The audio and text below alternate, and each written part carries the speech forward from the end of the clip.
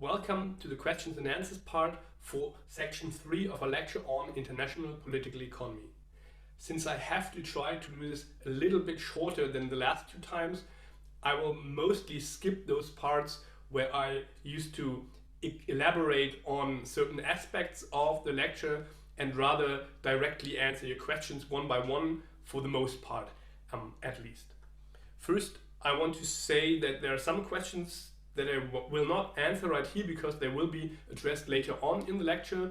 These are particularly questions on the international monetary system, so on the Bretton Woods system, on the gold standards and so on, and also questions on modern monetary theory. Not today, but later on. So here are three more questions on money that you asked. Someone asked, you talk about the kinds of money. Is it possible that there is a new kind of money introduced, for example, when in a crisis there are new ideas and new valuable goods? So can it happen that the societies come back to commodity money because people lose the trust in fiat money? Yes, this can happen, and it does happen to some extent every now and then whenever there is hyperinflation in one country. However, what mostly happens is not that the currency in which people have lost their trust is then replaced by commodity money like cigarettes. This might happen to some extent.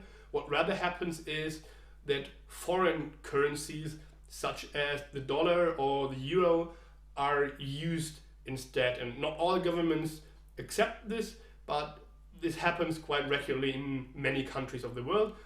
However, it is easily possible that also other commodities like, for example, cigarettes or other stuff that fulfills the criteria that are named, namely that they are durable and have a lot of value concentrated in little volume, that this will happen again regularly in different countries at different times, I hope, and not in the whole world at once, I hope. Next question. What do you personally think about companies issuing currencies such as the Libra that could be handed out by Facebook? Why is there an interest in giving away the monopoly on currency? I don't think my personal opinion is much of interest here. What I want to say very briefly is that this is, of course, a controversial issue, and I mainly want to highlight one factor, that being the entity that manages currency and manages monies, of course, comes with power and influence, which is why a lot of the states are actually not very excited to give up their monopoly on money.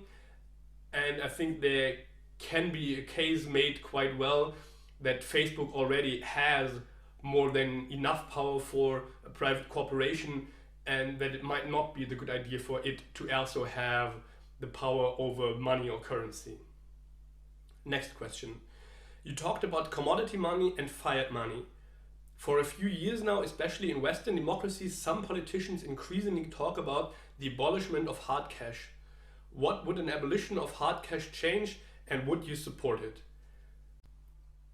This would probably create a few changes. One of them might be that payment becomes more convenient. You might also argue that it's better in a pandemic situation because cash is something that a lot of people touch and that go from hand to hand. However, in cashless payment, oftentimes you have to enter PIN codes into number pads, which again a lot of people touch.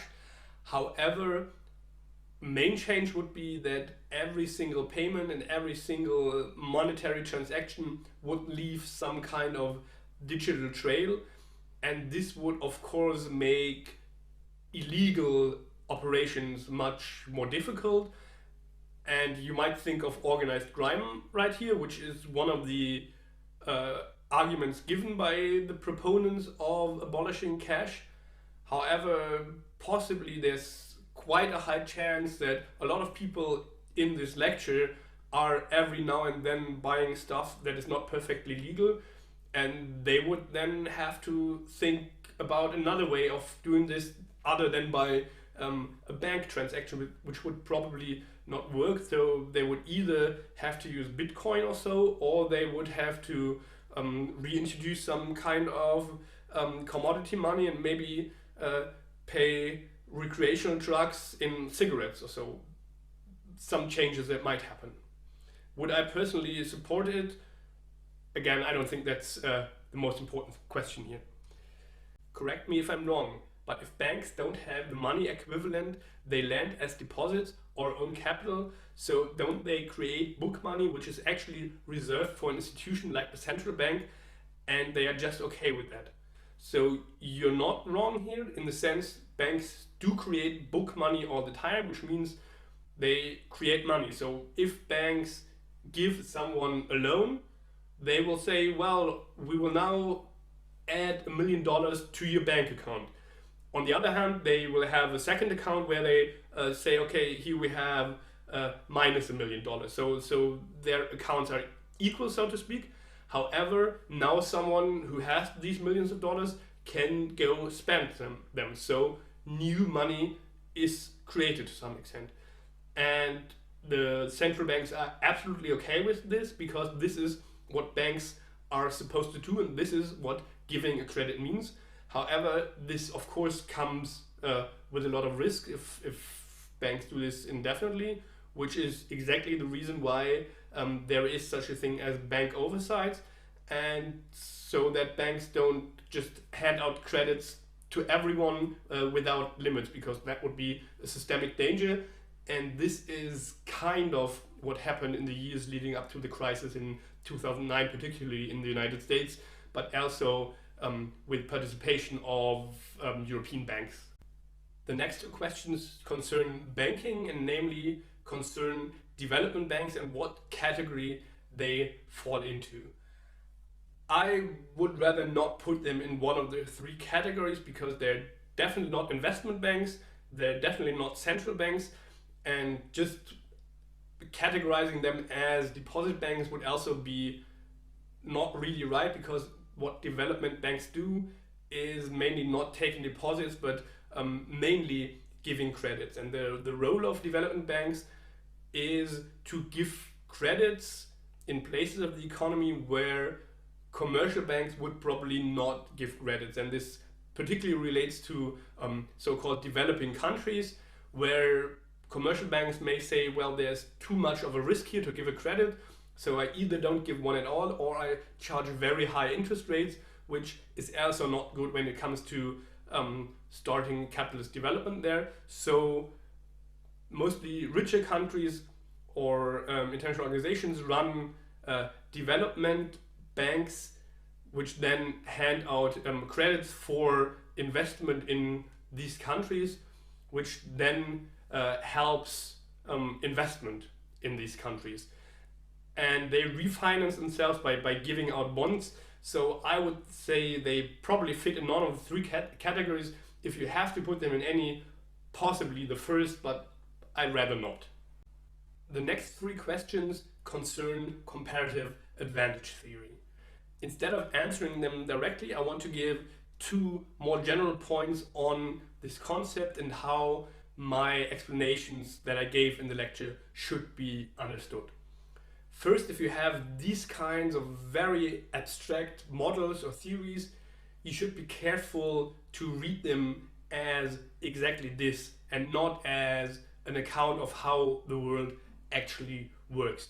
So this is an idea, an argument, what would happen, and it is designed to make a certain case, namely that free trade is a good thing.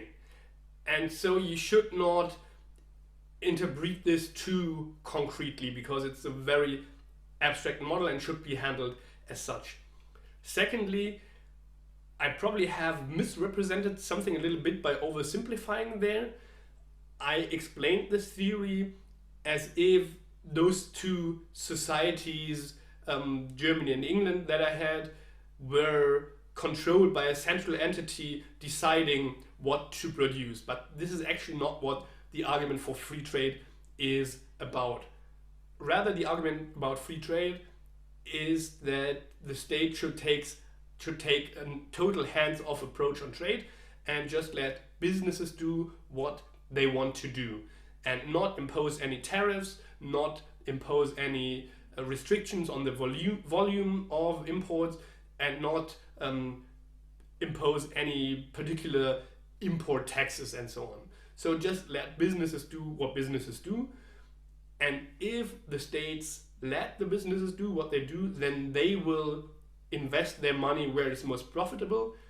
And if they invest the money where it's most profitable, then the mechanisms of comparative advantage supposedly play out. So this is the way you should read this argument, and not as two states planning their production and international trade and then planning for comparative advantage. The next two questions address free trade in a wider sense. First question is free trade good for poor countries?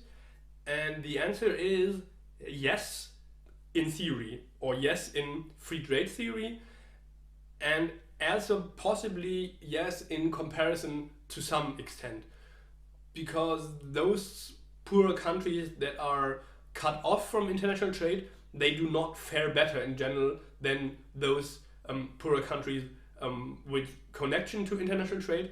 However, the question is always, how does free trade really play out?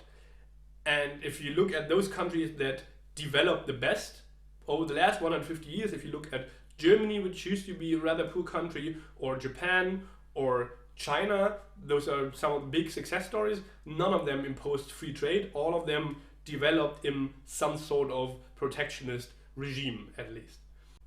The question can be even better answered if we also take the second question. You examine the three positions on free trade, Smith-Ricardo list. I was wondering what free trade actually means here, or if there is such a thing as free trade at all. Free from what? Usually free trade is seen as core feature of capitalism and generally connected to low state intervention. But as you pointed out, capitalism without the state would not have been possible, and still mechanisms such as subsidies on certain products help industrialized states to secure their profits. So in my eyes, there is no such thing as trade actually free from state intervention, and free is therefore just an ideal or worst case scenario. But then list critique and the example of the textile industry does not really refer to free trade, does it?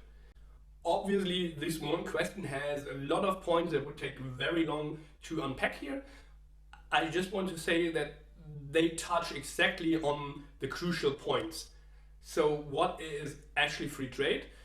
One could say, well, there could be such a thing as a more or less free trade. So states could decide not to take tariffs, not to take import restrictions, not to take import taxes, and also not to give subsidies to sectors of their economy in international competition. States could simply decide to do that. However, you find this quite rarely in even those powers that were powers for free trade, and that also in fact were there to some extent, like the British Empire in the 19th century, or the United States in the second half of the 20th century in particular. However, you always find some kind of interest-based industrial policy, if you will, there. We had this with the British Empire, which particularly engaged in free trade where it was beneficial for the British mainland, and we saw this with the Bengal textile industry. We have this with agricultural subsidies in the United States as well as in the European Union.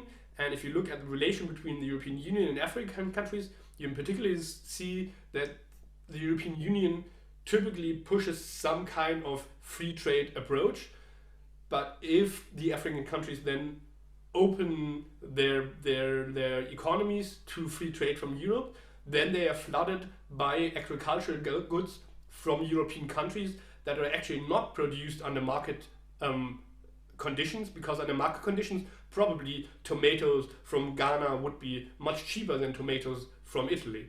However, since there are subsidies in the European Union on agricultural products, the European products actually are cheaper, so then they are exported to the African countries, and then the agriculture there, where they should probably have a comparative or maybe even absolute advantage, then they suffer from free trade.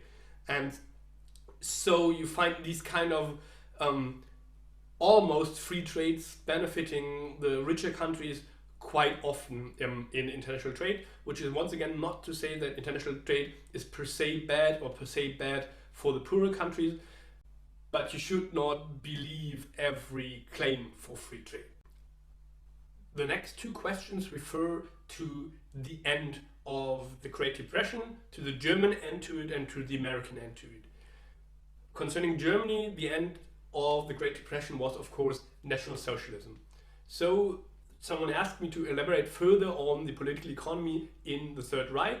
How did Nazis finance their whole war enterprise except for robbing, plundering and forced labor? Or are these the main aspects of their financing, and there's not much more to mention? I would say those are some of the main aspects. I would add at least one of them, which is credits, because National Socialism began in 1933, and also the economy began to recover quite soon, but the robbing and plundering part, of course, only began in 1939 or maybe 1938. So what happened in between is credits. So the German state invested heavily in the military, and particularly and most importantly in the military, but also in infrastructure. To do this, they had to take a lot of loans, and these loans had to be paid back at some point, and which is why their model was not really sustainable.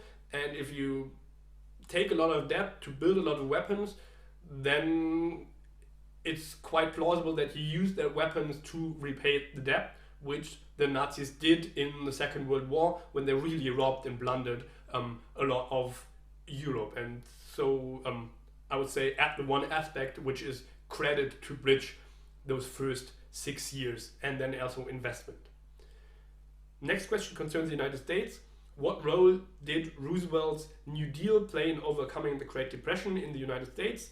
Can the economic recovery rather be attributed to the New Deal, or were actions taken in frame of the implementation of a war economy more significant influencing factors? I would say both were important, and the New Deal definitely was important to better the life conditions of a lot of people in the United States. However, if you look at the growth rates in the United States, you have to say that the New Deal only helped a little, and they really only picked up as soon as the war economy emerged. And so it's both, but I would say if you look at growth rates, it might be that the war economy was more important. Next question is, why didn't you mention racism in the last slide on innovation? I have to say, I don't know. That's something that was definitely an innovation of this time period, and it was important. And typically, I'm normally one of the people who always gets on other people's nerves with mentioning racism, but here I simply forgot it, and it should have been there, period. The next questions refer to capitalism and modes of production. The first question goes, you said that capitalism is not the natural order to organize an economy. Therefore, my question is, what is the natural way to organize an economy? My point when I said this was, there is no such thing as a natural way to organize an economy. All ways to organize an economy are political and cultural, and particularly, and could always be otherwise, and this is not natural. So capitalism is not natural, socialism is not natural, social democracy is not natural, feudalism was not natural, the Roman Empire was not natural, China was never natural, so none of these things are natural. They are always built on decisions and struggles among human beings as political and cultural beings. If you really wanted to know what would the natural order for human beings be, you would probably have to define what natural means, and this probably means an absence of culture and politics, and then you would have to go back probably 100,000 years in time, and then we don't really know what happened back then. It's very likely that it was some kind of hunter-gatherer society. However, how this was organized socially, so how big the groups of human beings were, this can only be speculated upon. And particularly if you read about those times and social interactions, then you should not believe too much of what you read there, particularly when it comes to gender relations, because a lot of what you read there are just speculations and projections presented as scientific fact.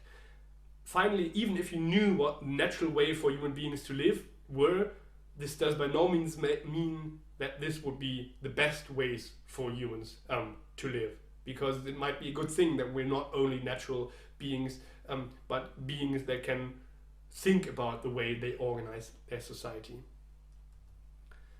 Then there were a few questions regarding these modes of production that are briefly sketched there.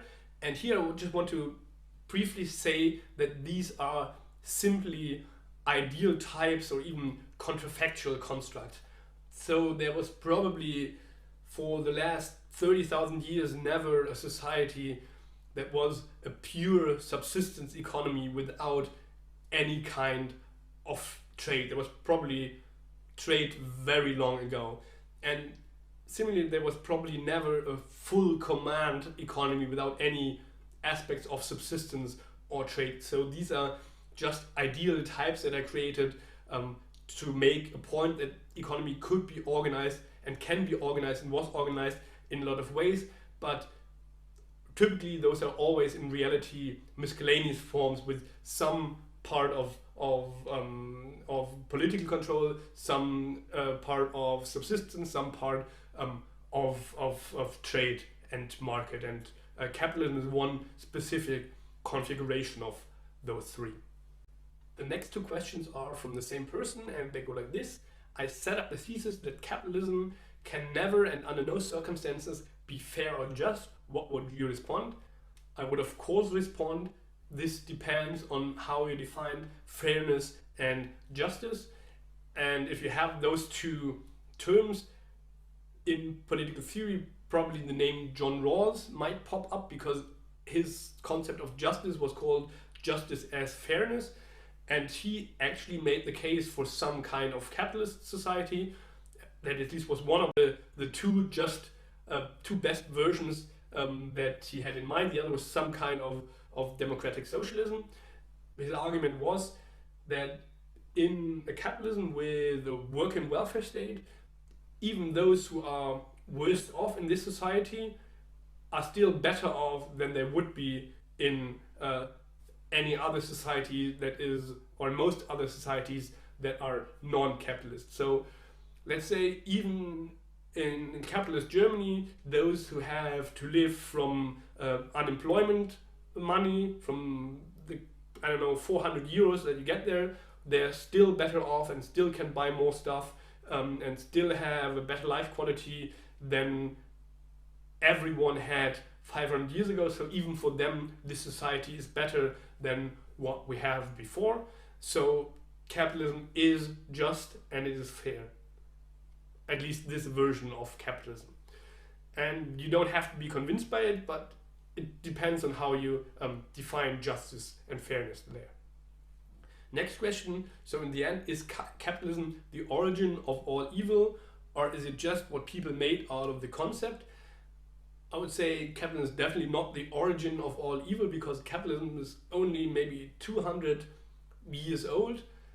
And I'm quite certain that however you would define evil, there was probably some evil more than 200 years ago. So it cannot be the origin of all that is evil. And in general, I would say it's good and fair to think about this normatively and ask the question, is this a good way to order society? However, I want to emphasize that in this class on international political economy, this is not our main focus, the moral evaluation part, but it's more important to first understand how capitalism works before you can morally evaluate it. Next question also refers to good and bad, and it goes like this. You said Scrooge McDuck is a bad capitalist because he is hoarding money and wasted and because he isn't reinvesting the money. Would you also say that Bill Gates, in my opinion, one of the best capitalists because he was able to accumulate such big capital, is also a bad capitalist because he isn't reinvesting it all and also donating a lot? I think here we have to differentiate two different meanings of the word bad and good. So on the one hand, we have these as moral evaluations where you say, okay, is this a good person or a bad person?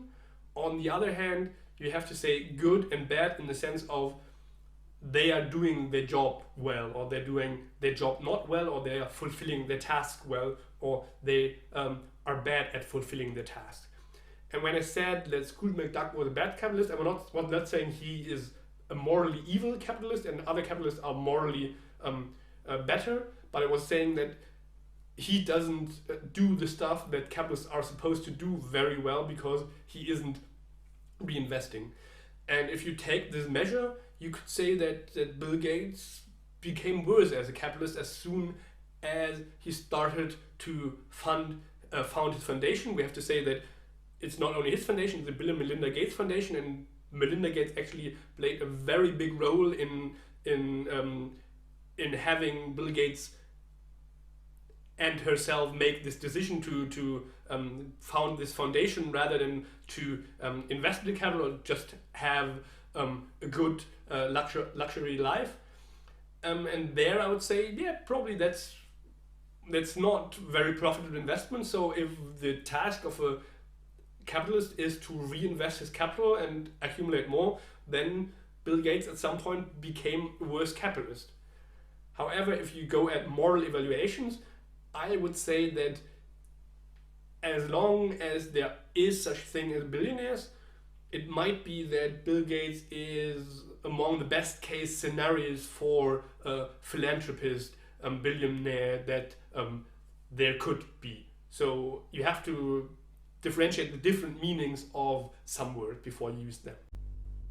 The next question refers to the emergence of capitalism once more. It goes like this.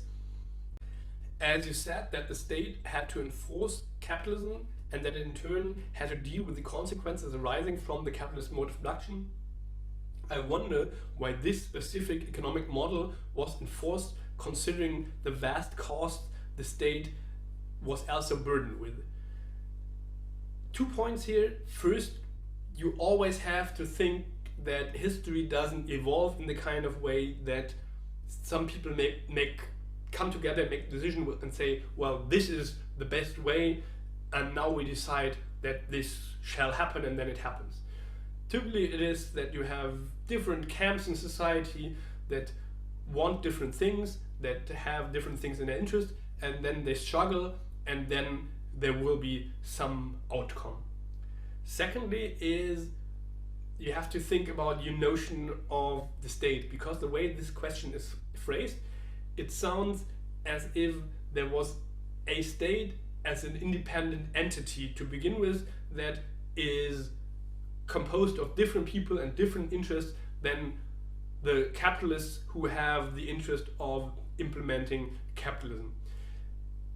And it is important to distinguish the state and the economic actors. However, in historic reality, there are oftentimes strong connections, and the development of the state and the development of the capitalist class, they are strongly connected in these times in England. And there was some struggle between certain parts of the state classes and certain parts of the capitalist classes. However, there's also a big intersection between the two, and the state, as we know today, only emerged under conditions of capitalism. The next question goes into the exact opposite direction of some of the questions before, and goes like this. The definition of capitalism, or as I would prefer to call it, the market economy, was missing a key point: the freedom of choice. In a capitalist society, people are free to choose in which way they want to trade or agree to contracts, at least according to theory. Therefore, one of the points you mentioned as definition is wrong in my opinion. People do not have to engage in wage work. They choose to do so, but they can also choose to become an entrepreneur, especially if there is a financial system providing capital. This, of course, refers to the two perspectives that I counterposed, that are related to different concepts, the concept of market economy on the one hand, and the concept of capitalism on the other hand. And you're of course free to take one of these approaches, but it's important to understand both approaches. The way that I would argue why I did not forget to mention freedom is that I would say I had two free classes in there, but I made one further differentiation than this argument does. I differentiate between two different ways in which they are free, or two different ways in which they are able to make use of their freedom. Because if you have the freedom to engage in a contract or not engage in a contract, then it is very important in what position you are and what kind of contracts you can choose to take. And if you look at the 19th century, and we were looking at the 19th century there, if you think of British workers back then, they were mainly rural population that were driven off their land by landlords saying, okay, this used to be community land, this used to be commons. 10 years from now I build a brick wall around it, and now it's my land, and you're no longer allowed to farm this. So they lost their income, and they didn't have land to have their sheep on. They didn't have a factory where they could employ any others. So they had basically the choice to starve or to work in a factory, and this of course was their free choice, and they also had some kind of choice, work in factory A or work in factory B. But this is limiting your freedoms in some kind of way, as opposed to another person who, however this worked out for them, came to have this factory or came to be in the position to build this wall around the formerly common lands and make them their private property. So you're right, they're all free to engage in contracts and not engage in contracts, but this freedom means something very different for them. And then you can argue this was the 19th century, and now things look very different. We have education system, we have a welfare state, we have all these kind of things that create much more equality, and now really everyone can choose to become an entrepreneur and to create a small shop or something like that. And I would say, yes, you're right in that respect, and a lot of change there. However, you have to still think of two aspects here. On the one hand, if you are really an untrained person with a low high school degree, it's probably not the smartest economic choice to take a credit, even if a bank gives you a credit, to open a store.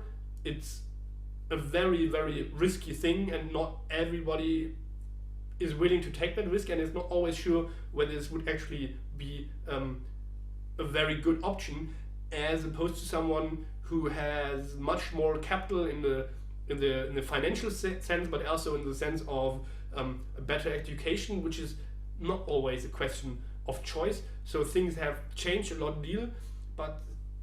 great deal, but some things are still similar. And secondly, if you look at the changes that came about in the last 150 years, it is those are exactly changes that the workers' movement struggled for, because they were only free in a very, very limited sense, or as Marx said, in double sense, because they were free to make their own decisions, but they were also free of any means of production, which means that they had to work. And in the 19th century in England, for a long time, there was no right, they had no right to strike, because this would have interfered with the economic freedom of the factory owners. So there was limited freedom there. There was limited freedom to go to school. There was limited freedom, so there was no education system. There was hardly any welfare state, and all this only developed because of these struggles. So it's complicated.